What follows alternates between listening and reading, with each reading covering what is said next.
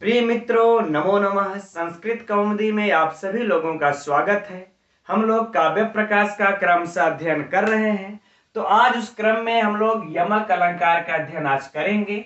इसके लिए आचार्य मम्मट अपने काव्य प्रकाश में सूत्र संख्या 116 पर लिखते हैं, अर्थे सत्यर्थ भिन्ना नाम वर्णा नाम सा पुनः श्रुति यमकम। ठीक, अब हम लोग इसके हिंदी अर्थ को देखते हैं, इसके लक्षण यमक को देखते हैं। तो यहाँ पर लिखते हैं अर्थे सति। तो हम लोग पहले इसको नोट कर लेते हैं, अर्थे सति को। चूंकि यह ऐसा इन्होंने क्यों कहा है आचार्य मम्मट ने, इसको बाद में देखेंगे। पहले इस पूरे अर्थ को समझ लेते हैं, इसके पीछे लिखने का आचार्य मम्मट का क्या उद्देश्य है। देखिए, अर्थ के होने पर, अर्थे सति अर्थ के होने पर, अर्थ भिन्ना नाम जब विच्छेद करेंगे यहां पर तो क्या हो जाएगा, अर्थ भिन्ना नाम, यानी कि भिन्न भिन्न अर्थों वाले वर्णा नाम वर्णों का, भिन्न भिन्न अर्थों वाले वर्णों का, सा पुनः उसी क्रम में, पुनः श्रुति अर्थात श्रवण यानी आवृत्ति यमकम यमक कहलाती है।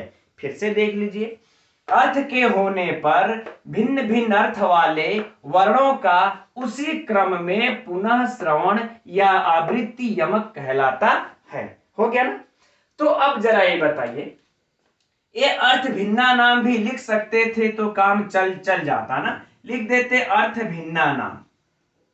हम लोग अब तक यही जानते आ रहे हैं, अर्थ भिन्ना नाम यानी कि अर्थ के भिन्न होने पर, भिन्न भिन्न अर्थ के होने पर दो पद आए और दोनों का जो अर्थ है क्या हो, भिन्न भिन्न हो, है ना।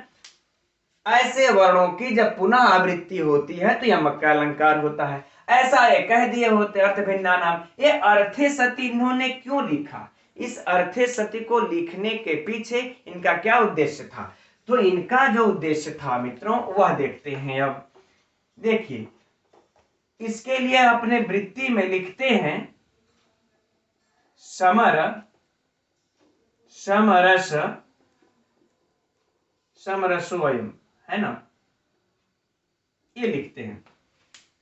तो इनके कहने का भाव यह है कि पहला पद समर है। समर के युद्ध क्या अर्थ होता है, युद्ध।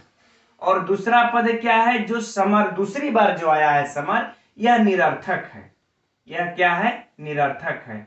तो कह रहे अगर ऐसा आ जाए तो भी यमक अलंकार होता है। देखिए, साधारणतः तौर पर लोग यही जानते हैं कि दो पद हो और मतलब एक की आवृत्ति दो बार हो। जैसे मान लेते हैं कि यहां पर समर है और यहां पर भी समर आ गया, तो इसका भिन्न अर्थ हो और इसका भी भिन्न अर्थ हो, तभी कौन सा अलंकार होगा, यमक अलंकार। लेकिन यह मत, सिर्फ यही मत आचार्य मम्मट को स्वीकृत नहीं है, अभिमत नहीं है। उनका कहना है कि यदि यहां पर कोई अर्थवान शब्द हो या वर्ण हो और यहां पर निरर्थक वर्ण हो, यहां पर क्या हो, निरर्थक वर्ण हो, तो भी यमक अलंकार होगा। और तीसरे में हम लोग ये समझते हैं, अगर इनके कहने का मतलब अगर यहां पर भी निरर्थक है और पुनः जब इसकी आवृत्ति होती है तो यह भी क्या होगा, निरर्थक हो, तो भी यमक अलंकार होगा। तो जो इन्होंने अर्थे सत्य लिखा है, इसके पीछे इनके लिखने का उद्देश्य यही है कि पहला पद पहली बार जो आया है वर्ण वह अर्थवान हो रहा है और दूसरी बार जब इसकी जो आवृत्ति हो रही है वह निरर्थक होगा, तो भी यह यमक अलंकार होगा। पहला पद भी यदि निरर्थक है, दूसरा वर्ण भी यदि निरर्थक है, तो भी वह यमक अलंकार होगा। ठीक है, तो यही इनके अर्थे सति पीछे लिखने का उद्देश्य था। जबकि सामान्य तौर पर प्रायः लोग क्या समझते हैं कि वह भिन्न अर्थ दोनों का अर्थवान होना चाहिए और भिन्न भिन्न होना चाहिए, अलग अलग अर्थ होना चाहिए, तो वहां पर यमक अलंकार होता है। लेकिन यह मत आचार्य मम्मट को अभिमत नहीं था। उन्होंने कहा कि नहीं, अगर अर्थवान और दूसरा निरर्थक हो, चाहे दोनों निरर्थक हो, तो भी यमक अलंकार होगा। ये इसीलिए इन्होंने अर्थे सति लिखा। सिर्फ अर्थ भिन्ना नाम अगर लिख देते तो यही वाला अर्थ दे करके रह जाता जो हम लोग पहला पढ़े हैं कि दो बार आए और भिन्न भिन्न अर्थ आए। अगर अर्थ भिन्ना नाम लिखते तो यही इसका अर्थ बन करके रह जाता। अर्थे सती लगा देने से यह भी शामिल हो गया। अब तो हम समझते हैं कि यमक अलंकार का आप लोगों को लक्षण समझ में आ गया होगा। ठीक, कि अर्थ के होने पर भिन्न भिन्न अर्थ वाले वर्णों का उसी क्रम में पुनः जब आवृत्ति हो जाए तो उसे यमक अलंकार कहते हैं। अब हम लोग मित्रों यमक अलंकार के भेद को देखते हैं। यमक अलंकार का भेद, यह थोड़ा सा, उसके लिए सूत्र संख्या 113 पर इन्होंने लक्षण दिया है। यह थोड़ा सा क्लिष्ट चीज है इसके भेद को समझना, लेकिन हम आप लोगों को सरल करके समझाने की कोशिश करेंगे। आप लोग भी समझिएगा ध्यान से। देखिए 117 सूत्र संख्या पर लिखते हैं पाद तद भाग वृत्ति। पाद तद भाग वृत्ति यानी कि पाद। ठीक, इस पाद किसको कहते हैं आप लोग जानते होंगे। श्लोक में प्राय 4 पद होते हैं। तो पहला वाला यानी चतुर्थांश भाग को, श्लोक के चतुर्थांश भाग को हम लोग पाद कहते हैं।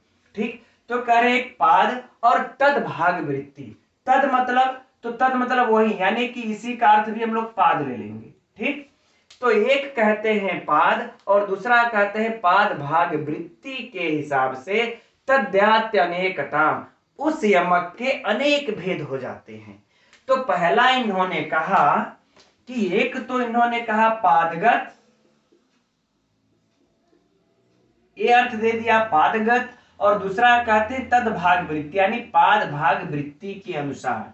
ठीक, तो ये रहा पाद भाग वृत्ति। ठीक, तो इसके अनुसार कहते हैं कि यमक के अनेक भेद हो जाते हैं। तो हम लोग सर्वप्रथम किसको देखेंगे, पादगत के हिसाब से देखते हैं कि यमक के कितने भेद हो रहे हैं। ठीक, फिर पाद भाग वृत्ति की चर्चा होगी। अब देखिए पादगत में यमक के जैसे किसी भी श्लोक के 4 पद होते हैं ना। ये रहा पहला, ये रहा दूसरा, और ये रहा तीसरा, और ये रहा चौथा। हम लोगों ने 4 भाग खींच लिए। ठीक, तो कहते हैं अब देखिए कि ये पहला भाग है ना, इस पहले भाग की आवृत्ति यदि दूसरे भाग में हो जाती है, इस पहले भाग की आवृत्ति दूसरे भाग में होगी, बाकी दोनों को छोड़ दिया जाएगा। तो यहाँ पर यमक का पहला प्रकार माना जाता है। यहाँ पर यमक का पहला यानी जो पहला वाला पद यहाँ पर आए, वो जो पहला यहाँ पर वर्ण आवृत्ति आ रहा है, उसी वर्ण की आवृत्ति सिर्फ दूसरे पद में हो, तीसरे चौथे पद में वह वर्ण नहीं आना चाहिए। तब यहाँ पर यमक का पहला भेद होता है। और उस पहले भेद का क्या नाम हो, पहला भेद का नाम क्या हो जाता है, मुख। इस सारे भेद के नाम भी दिए हैं ना, तो उस पहला भेद का नाम हो जाता है मुख। ठीक, अब देखिए इस पहले वाले का अब आवृत्ति इस बार दूसरे में नहीं होगी। अब इस बार इस तीसरे में यही वर्ण आएगा। जैसे यहां पर मान लेते हैं कि क वर्ण आया है, चाहे हम लोग कोई नाम ही रख लेते हैं। जैसे यहां पर अगर जय शब्द आया है तो अब जय यहां पर आएगा। ठीक, बाकी इन दोनों में आवृत्ति नहीं होगी। तो यह जो है हम लोगों का अब दूसरा भेद हो जाएगा, यमक का दूसरा भेद हो जाएगा, और इसका नाम होता है संदंश। संदंश है ना। अब देखिए, अब यह जय अगर मान लेते हैं यहां पर न आकर के, अब तीसरे में न आकर के अब कहां पर आएगा, अब यह चौथे में आ जाए जय, और बाकी दोनों को छोड़ दिया जाएगा। यहां पे यही पहले वाले पद की यहां पर आवृत्ति हो गई। तो यह हम लोगों का तीसरा भेद हो जाता है, और उस तीसरे भेद का नाम होता है आवृत्ति। क्या नाम हो गया, आवृत्ति। यदि इस यहां पर आए हुए वर्ण की चौथे पद में आवृत्ति होती है तब। अब ये बातें समझ में आ गई। ठीक है, अब देखिए, अब हम लोग अब दूसरे पद की, ये तो पहले पद की आवृत्ति हो ही चुकी है, इसको छोड़ देते हैं। ठीक है ना।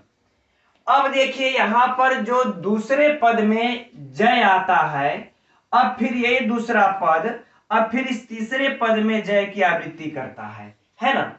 इस तीसरे पद में जय की आवृत्ति करता है, तब यहां पर हमारा चौथा भेद हो जाता है और उस चौथे भेद का नाम है गर्भ। क्या नाम है? गर्भ। आ गई बातें समझ में? अब फिर यही भेद अब तीसरे में आवृत्ति न होकर के यह किस में आवृत्त हो जाता है? इस चौथे में आ जाता है जय, और बाकी इन दोनों को छोड़ देगा। दूसरे पद की आवृत्ति हो रही है। देखिए पहले की आवृत्ति तो हम लोग कर चुके हैं, अब दूसरे पद की आवृत्ति कर रहे हैं। तो यह अगर दूसरा वर्ण दूसरे पद में जो वर्ण आया है उसकी आवृत्ति यदि चौथे वर्ण में होती है तो हम लोगों का पांचवां भेद हो जाता है और इसका नाम है संदष्ट। ठीक, तो इस प्रकार से अब 5 भेद हो गए। अब देखिए,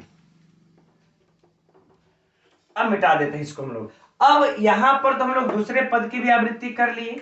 अब देखिए यहां पर तीसरे पद में अगर मान लेते हैं जय आया है, इसकी आवृत्ति इस चौथे पद में इसी वर्ण की आवृत्ति हो जाती है, तो यह हम लोगों का छठा भेद हो जाता है और जिसका नाम है पुच्छ। इसको पुच्छ नामक यमक कहते हैं। यह सारे यमक के नाम है ना, मुख्य यमक, संदस्य यमक, आवृत्ति यमक, गर्भ, संदस्य और पुच्छ नामक यमक। यह हम लोगों के 6 भेद हो गए। इतना तो समझ में आ गया होगा आप लोगों के। अब देखिए ये अच्छा, इसको एक बार फिर से हम आप लोगों की याददाश्त के लिए कर देते हैं। देखिए जब इस पहले वाले यह जय वर्ण की जब आवृत्ति यहां पर हो जाएगी, बाकी को छोड़ दिया जाएगा तो मुख, और फिर इसी की आवृत्ति जब यहां पर हो जाएगी तो संदंश, फिर इसी की आवृत्ति जब अगर यहां पर हो जाएगी बाकी दोनों को छोड़ दिया जाएगा तो कौन सा हो जाएगा? आवृत्ति। अब फिर इस दूसरे वाले पद की अगर यहां पर आवृत्ति हो जाती है जय की, बाकी इन दोनों में जगह आवृत्ति नहीं होना चाहिए, तब चौथा होगा। और फिर इसी दूसरे की जब इन दोनों को छोड़ करके चौथे में आवृत्ति होगी तो संदष्ट होगा। और फिर तीसरे वाले की आवृत्ति अब यहां पर हम दोनों को हटा देंगे, अब जय इधर नहीं आना चाहिए। फिर अगर यहां पर तीसरे में अगर चौथे में आवृत्ति हो जाती है तो ये फिर जाकर के पांचवा छठवा हो जाता है। ठीक है, ये बातें समझ में आ गई। अब देखिए आगे और भी भेद होते हैं। अब मान लेते हैं यह जय पहले वाले में आया, फिर यही सब में आ जाए, तीसरे चौथे सब में आ जाए, चारों पद में यह वर्ण यदि चारों पद में अगर आवृत्ति हो जाती है तब इसको पंक्ति नामक 7वां यमक होता है। पंक्ति नामक 7वां यमक, यानी जो वर्ण पहली पद में आए वो वर्ण दूसरे में आए, तीसरे में आए, चौथे में भी आ जाए। इसके पहले अभी तक हम लोग क्या देख रहे थे? इसमें आएगा, अगर इसमें से इसमें आ रहा है तो इधर नहीं जाएगा, है ना। लेकिन इस बार यह चारों में आ गया। ठीक, यह 7वां हो गया। अब देखिए क्या करते हैं। अब इसके बाद जो 8वां होगा, अब मान लेते हैं जो पहले की आवृत्ति जय हुई वह इसमें आवृत्ति हो जाए, और इसमें मान लेते हैं विजय आया है, विजय नहीं कर लेते, इसमें हम लोग दूसरा कर लेते हैं, रस कर लेते हैं। जैसे मान लेते हैं इसमें रस आया है तो इसमें अलग अलग आवृत्ति हो रही है। देखिए यानी पहले वाले पद में आए हुए वर्ण की आवृत्ति जब दूसरे वाले पद में आवृत्ति होगी, और फिर एक ही श्लोक में, अलग अलग श्लोक में नहीं, अब फिर तीसरे वाले पद में आए हुए वर्ण की आवृत्ति रस की चौथे में हो जाएगी। तो यह हम लोगों का 8वां हो जाएगा। 8वां हो जाएगा जिसको हम कहते हैं युग्मक यमक, युग्मक यमक, है ना। ये बातें हो गई। अब देखिए अब आगे क्या होगा। अब इसी को थोड़ा सा बदल देते हैं 9वें के लिए, कि पहले वाले की आवृत्ति जय आया है तो उसकी तीसरे में होगी, तीसरे में जय, और दूसरे में जो रस आ रहा है इसकी चौथे में रस की आवृत्ति होगी। ठीक, यानी अब पहला तीसरा, इसके पहले 8वें भेद में युग्मक में पहला दूसरा था, तीसरा का चौथे से था, लेकिन अब 9वें वाले भेद में 9वां जो हम लोग कह रहे हैं, जो 9वां भेद है परिवृत्ति, परिवृत्ति, तो इसमें बदल गया है। यानी पहले वाले का आवृत्ति तीसरे में होगी और दूसरे वाले रस चाहे जो भी कोई वर्ण हो उसकी आवृत्ति चौथे में होगी। तो इस प्रकार का 9वां हो गया। आ गई बातें समझ में? यह 9वां। अब देखिए अब अगले अभी 2 भेद और होंगे। अब देखिए वह भेद कैसे हो रहे हैं कि यह पहले वाले पूरे पद की आवृत्ति जो भी यहां पर होगा, है ना, जो भी यहाँ पर वर्ण होगा सीधे सीधे पहले वाले पद की आवृत्ति दूसरे वाले पद में हो जाएगी। यहाँ पर जो भी आया रहेगा यह दूसरे पद में भी जब आ जाएगा इसी क्रम में क्रमशः, तब यहाँ पर आपको समुद्र यानी कि 10वां समुद्र, इसको अर्धवृत्ति भी कहते हैं। अर्धवृत्ति, इसको अर्धवृत्ति यमक भी कहते हैं, अर्थात आधे की वृत्ति, अर्थात आधे भाग की वृत्ति। आ गई बातें समझ में। और अब देखिए, अब एक भेद और होता है। एक भेद क्या होता है कि चौथे, ये पहले वाले पद की पूरे श्लोकों में भर आवृत्ति होगी। जो अभी तक हम लोग आधे की आवृत्ति कर रहे थे, अब यह पहले वाले पूरे पद की या पूरे पद की आवृत्ति इसमें और इसमें पूरे श्लोकों में जो पद यहाँ पर रहेगा वही यहाँ पर दूसरे में होगा, वही तीसरे में होगा, वही चौथे में होगा। यानी पूरे श्लोक में जब हो जाएगा तो इसे जो है कि महायमक कहते हैं। इसे 11वां भेद हो जाता है, इसे महायमक कहते हैं। और या तो फिर इसका अन्य नाम है श्लोकावृत्ति, यानी पूरे श्लोक की आवृत्ति। आ गई बातें समझ में। ठीक, तो इस प्रकार से ये पदगत यानी पदगत के हिसाब से यमक के 11 भेद हो जाते हैं, है ना। यमक के कितने भेद हो जाते हैं? 11 भेद यमक अलंकार के। आ गई बातें समझ में। यहां तक तो आप लोग अब समझ गए होंगे। अब देखिए, अब पाद भाग वृत्ति की बातें करते हैं हम लोग। अब पाद भाग वृत्ति को भी समझते हैं।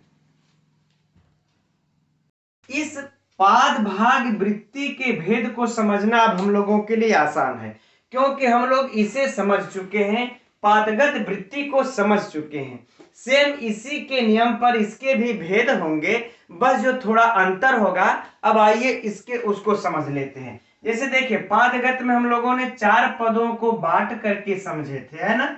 ये रहे 4 पद, 1 2 3 4। अब पाद भाग वृत्ति में क्या करना है कि पाद को भाग कर देना, अर्थात विभाजन कर देना है।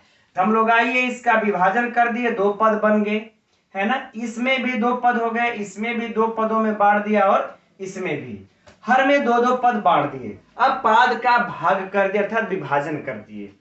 अब विभाजन जब कर दिए तो देखिए, अब सेम वही चीज लागू होगी, यानी कि ये प्रथम आदि भाग, इसको हम लोग आदि कह सकते हैं और इसको हम लोग अंत कह सकते हैं।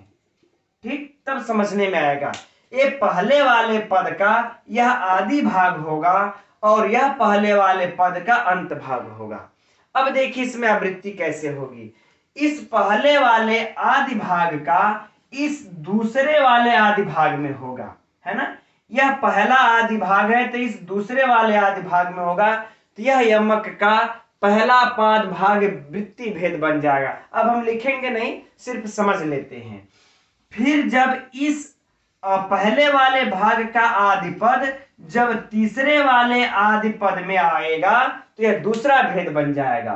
फिर इस पहले वाले आदि भेद जब यह तीसरे और चौथे वाले आदि पद में आएगा तो यह तीसरा भेद बन जाएगा। यह 3 भेद बन गए, है ना। जब ये चौथे में आएगा तो इन दोनों में नहीं आएगा, जब इसमें आएगा तो इन दोनों में नहीं आएगा, है ना। इस प्रकार से हो गया। अब फिर देखिए, अब यहां पर अब दूसरे वाले पाद को ले लीजिए। दूसरे वाले पाद का आदि भाग, 3 भेद हो चुके हैं ना, ये 3 भेद हो चुके हैं। अब दूसरे वाले का आदि भाग जब ये तीसरे वाले के आदि भाग में आएगा तो यह चौथा भेद बन जाता है। सेम उसी तरह से चल रहा है। देखिए, फिर दूसरे वाला का आदि भेद जब चौथे वाले के आदि भेद में आएगा तो यह 5वां भेद बन जाता है।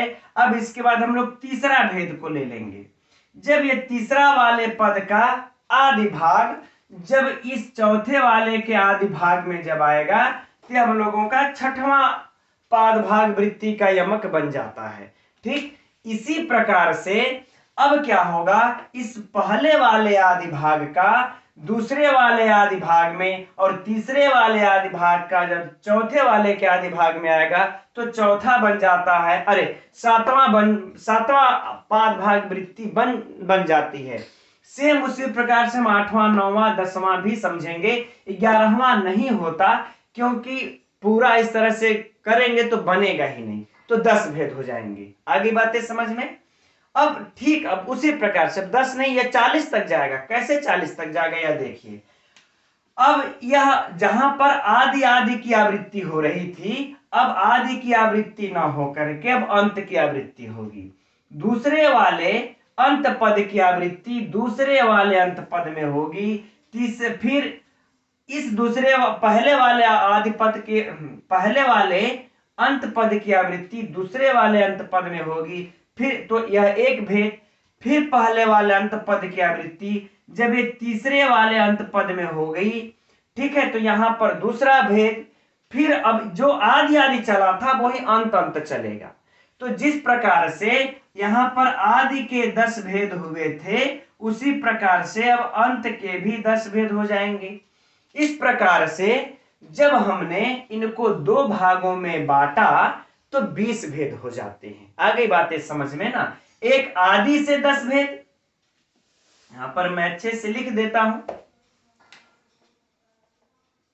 है ना। एक आदि से 10 भेद, और फिर जब हम अंत अंत का करते हैं तो फिर अंत से भी 10 भेद हो जाते हैं। कुल कितने भेद हो गए? 20 भेद। अब देखिए, अब क्या करना है, ये तो हमने 2 भागों में ही बांट करके सिर्फ हमने 20 भेद कर लिए, ठीक है ना। लेकिन अब इसको हम अगर 3 भाग में पदों को बांट दे तो 1 भाग और ले लेते हैं, है ना। 1 भाग 2 भाग 3 भाग, इसमें भी 3 भाग कर देते हैं। जब इन तीनों में 3-3 भाग पद में कर देंगे, एक पद में 3, दूसरे में भी 3, तो यह जो 10-10 20 भाग थे, यह 10 और बढ़ जाएंगे। ठीक, आगे बातें समझ में। और फिर जब हम इसको 1 भाग और बांट देंगे, यानी कि 4 भाग कर देंगे, इसमें भी 4 भाग, इसमें भी 4 भाग, और इसमें भी जब 4 भाग कर देंगे, तो यह भेद बढ़ करके चला जाएगा 10 और, यानी कि कुल 40 भेद हो जाएंगे। तो इस प्रकार से हम देखते हैं कि जहां पर पादगत भेद के 11 भेद यमक के हो रहे थे, वहीं पाद भाग वृत्ति में 40 भेद यमक के हो जाते हैं। अब बातें समझ में आ गई ना। यानी पादगत की दृष्टि से यमक के 11 भेद। अब परीक्षा का देखिए, यहीं पर महत्वपूर्ण प्रश्न आ जाएगा आप लोगों को उलझाने के लिए, कि पादगत के हिसाब से 11 भेद और पाद भाग वृत्ति के अनुसार यमक के 40 भेद होते हैं। तो हम लोगों को इन दोनों बातों को समझना है। लेकिन अब हम लोग 40, 11, 51 भेद को तो उदाहरण देखेंगे नहीं। इसमें जितने उदाहरण दिए हुए हैं, जो कितने दिए हैं, 8 वगैरह दिए होंगे, हाँ 8 उदाहरण दिए हैं। इन 8 उदाहरणों में हम लोग 1-2 समझ लेते हैं, ठीक है। उसके बाद तो फिर आगे अब बढ़ेंगे। तो आइए पहले हम उदाहरण को लिख लेते हैं, इसे साफ कर लेते हैं, तब फिर समझते हैं। अब आचार्य मम्मट अपने काव्य प्रकाश में पाद वृत्ति से 4 उदाहरणों को देते हैं, फिर पाद भाग वृत्ति से भी 4 उदाहरणों को देते हैं। टोटल 8 उदाहरणों को देते हैं। तो हम लोग आइए कुछ उदाहरणों को देते हैं। तो सबसे पहले उदाहरण काव्य प्रकाश में आचार्य मम्मट संदंश यमक का देते हैं, जो कि पाद वृत्ति में से दूसरा है संदंश। तो आइए हम लोग इसको देखते हैं। तो पहले इसका एक बार पढ़ लेते हैं। सन्नारी भरणो मायमाराध्य विधुशेखरम, सन्नारी भरणो मायस्ततस्त्वम पृथ्वीम जल। यहां पर देखिए, अच्छा संदस्य में, हाँ संदंश नामक वाले यमक में हम लोगों ने क्या पढ़ा था, है ना, कि यह 4 पद होते हैं जो, तो 4 पद में जो पहला पद होता है, इसकी आवृत्ति इस तीसरे पद में होती है। इसकी आवृत्ति जब तीसरे पद में होती है तो उसको संदंश नामक हम यमक अलंकार कहते हैं। तो यहां पर देखिए, जो सन्नारी भरणो और सन्नारी भरणो, यहां पर देखिए यह पहला पाद है और यह तीसरा पाद है। तो इस पहले पाद की आवृत्ति इस तीसरे पाद में हुई है, अतएव यहां पर ये दूसरे प्रकार का यमक संदंश नामक यमक अलंकार हुआ। ठीक, अब देखिए 2 बार आए हैं, दोनों का अर्थ भी अलग अलग है। एक बार है सन्नारी भरणो, है ना, यानी सती नारियों का भरण करने वाली, सती नारियों का भरण करने वाली, यह अर्थ होगा। हम लोग बल्कि लिख लेते हैं यहां पर, जो पहले पद में आया है वह होगा कि सती नारियों का भरण करने वाली, है ना। देखिएगा दोनों का अर्थ अलग अलग होगा, ठीक। और जो दूसरे का अर्थ है, और जो तीसरे पद में आया है, जो तीसरे पद में आया है सन्नारी भरणो, इसका होगा शत्रुओं के हाथियों का विनाश करने वाले, है ना, शत्रुओं के हाथियों का विनाश करने वाले, हाथियों का विनाश करने वाले, ठीक। तो अब यहां पर देखिए दोनों का अर्थ अलग अलग है, जो पहले पद में आया, जो तीसरे पद में आया, दोनों का अर्थ अलग अलग है। शब्द की आवृत्ति उसी क्रम से हुई है, अतः यहां संदंश नामक यमक हुआ। अर्थ भी एक बार थोड़ा सा देख लेते हैं। कहते हैं सन्नारी भरणो, सती नारी का भरण करने वाली उमा, अर्थ उस उमा के पति कौन है, विधुशेखरम, अर्थात शंकर का, आराध्य मने आराधना करके, आराधना करके फिर क्या है सन्नारी भरणो, शत्रुओं के हाथियों का, सन्नारी भरणो अयमायस्त, तो यानी शत्रुओं के हाथियों का विनाश करके तुम उस पृथ्वी के जय, यानी पृथ्वी का विजय करो। तो यह हम लोगों का पहला उदाहरण हुआ। अब हम लोग जो अगला उदाहरण जो दिए हैं युग्मक यमक का, उसको भी देख लेते हैं थोड़े में। अब आगे देखिए, इसमें से जो 8वां भेद है पादवृत्ति का युग्मक, इसका उदाहरण दे रहे हैं आचार्य मम्मट, युग्मक यमक का, है ना। तो इसके उदाहरण में देते हैं विनायमेनो नयता सुखादिना, विनायमेनो नयता सुखादिना महाजनो दीयतमान सादरम, महाजनो दीयतमान सादरम। देखिए, है ना। तो अब युग्मक किसे कहते हैं, फिर से एक बार थोड़ा सा देख लेते हैं। यानी कि जो 4 पद होते हैं, चार पद, 1 2, है ना, यह 1 हुआ, यह 2 हुआ, यह कौन हुआ तीसरा, यह कौन हुआ चौथा, ठीक है ना।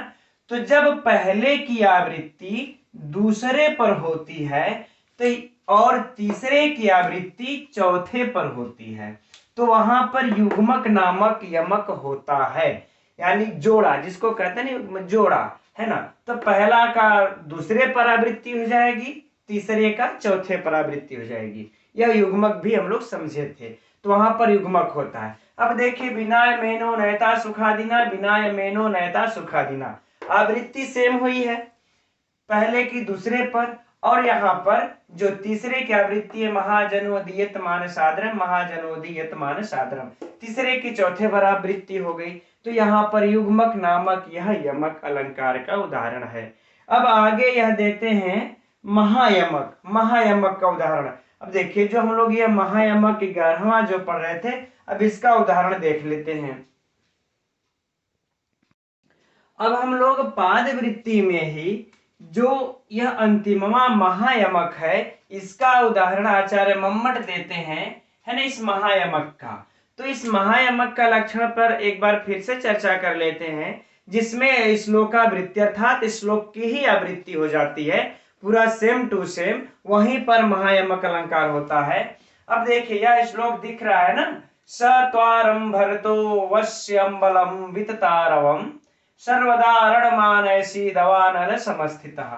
यह उदाहरण यानी दूसरा 363 पर भी आया है, 363 पर भी और 364 पर भी, यानी इसी को सेम टू सेम 2 बार उतार दिए हैं, श्लोकावृत्ति हो गई, यानी कि श्लोक की ही आवृत्ति हो जाती है। लेकिन इन दोनों जब आवृत्ति 363 64 पर 2 बार हुई है, तो दोनों का अर्थ लेकिन यह अलग अलग दिए हुए हैं, ऐसा नहीं कि अर्थ एक ही होगा, या अर्थ एक होगा तो फिर यमक कहां से हो पाएगा। तो जब पूरे श्लोक की ही आवृत्ति हो जाती है तो वहां पर महायमक अलंकार होता है। अब इस पादवृत्ति से इन तीनों का उदाहरण दे करके आचार्य मम्मट पद भाग वृत्ति में चले आते हैं, और वहां पर संदष्टक नामक यमक का फिर उदाहरण देते हैं। चौथा उदाहरण क्या दे रहे हैं देखिए।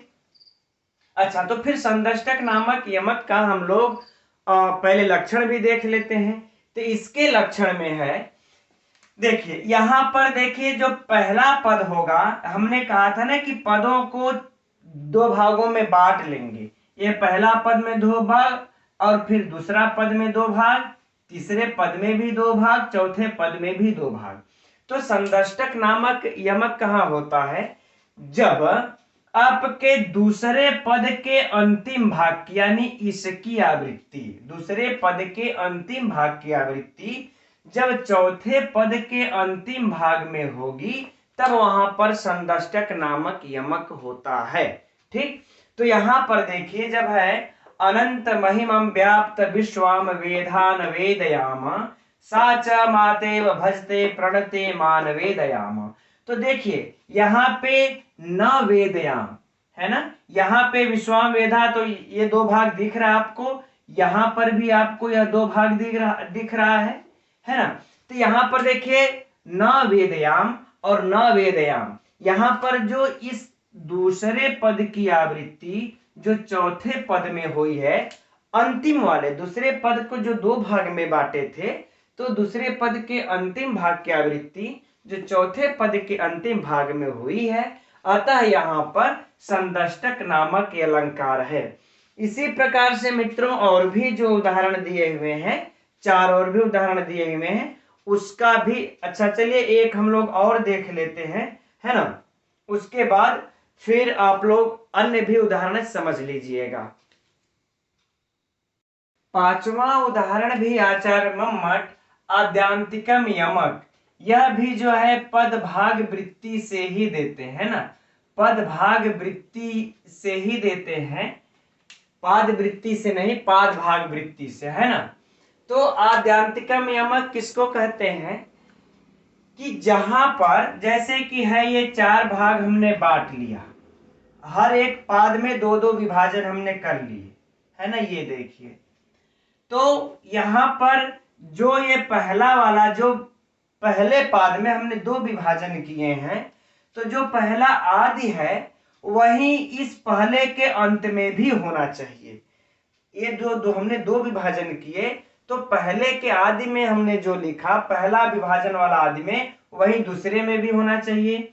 फिर दूसरा वाले में भी जो हमने यहाँ पर लिखा है, यही चीजें यहीं पर भी आवृत्ति होनी चाहिए। तीसरे के आदि भाग में भी जो है वह तीसरे के अंत भाग में भी आवृत्ति, और चौथे के भी आदि भाग में जो, वो भी चौथे के अंत भाग में ही आवृत्ति होनी चाहिए।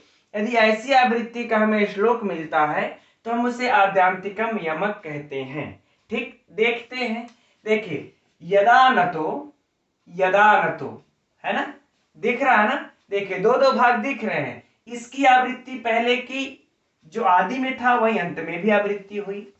फिर देखिए नयात्ययम, देखिए फिर ये जो पहले की आवृत्ति थी पहले में, दूसरे की आवृत्ति दूसरे में। फिर देखिए शिवे हिताम, तीसरे पद के आदि की आवृत्ति तीसरे पद के अंत में जो भाग के यहीं पर हुई। स्मरामिताम, फिर यह चौथे भाग के आदि की आवृत्ति चौथे भाग के अंत में हुई। तो इस प्रकार से यहाँ पर हमें आद्यांतिकम यमक का उदाहरण है। इसी प्रकार से तीन और अन्य और है मित्रों, उसे आप लोग भी पुस्तक में देख सकते हैं। ये रहा यमक का। अब आगे कल के क्लास में, कल की कक्षा में हम लोग श्लेष अलंकार को देखेंगे, पढ़ेंगे, समझेंगे। तब तक नमो नमः।